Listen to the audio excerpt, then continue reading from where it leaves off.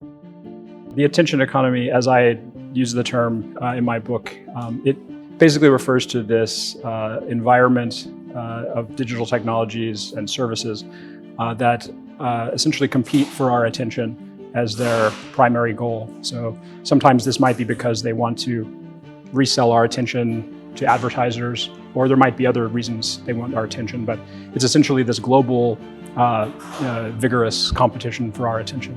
I don't think it's possible for individuals to compensate for the problems of the attention economy any more than it's possible to compensate for a polluted environment by wearing a gas mask everywhere you go.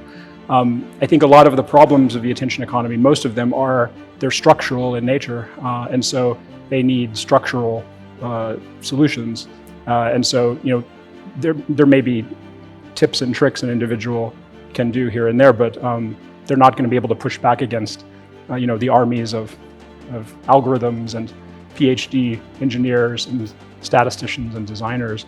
And, moreover, I don't think we should have to do that. I think that the whole point of technology is that it's on our side, that it's helping us do the things we want to do, not that it's constantly getting in the way and trying to persuade us or nudge us in some other direction. The goals of the technology ought to be aligned with the goals that we have. Because nobody's goal is to spend as much time on Facebook every day as they can, but that's Facebook's goal for us. That's these platforms' goals for us. I think it can come from every place. I think there aren't a lot of incentives for companies making a lot of money doing something to stop doing it unless there's pressure in some way.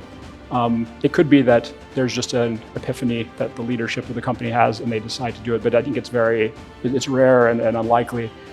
So that, the people in these companies, I think they do want to do the right things. It's just incentive structures are not aligned with that. So I think certainly regulation has a role to play.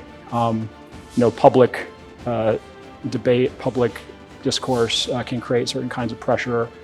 And I think, and one of the things I've been thinking about since the book came out, which it's now been 3 years since it came out in English, it feels more like 3 decades, but is really how we sort of get at the cultural layer of this stuff. So, regulation, law is important, but there's another layer that relates to the way that we think about technology and our use with it, and the expectations that we have, these things that we trust to guide us through our daily lives. We have standards for print media like, literature, art, these transcendent standards. We don't really have anything like this yet for technology. And so I think that cultural level is really one place that we need to get to, in addition to all of the other things that you mentioned.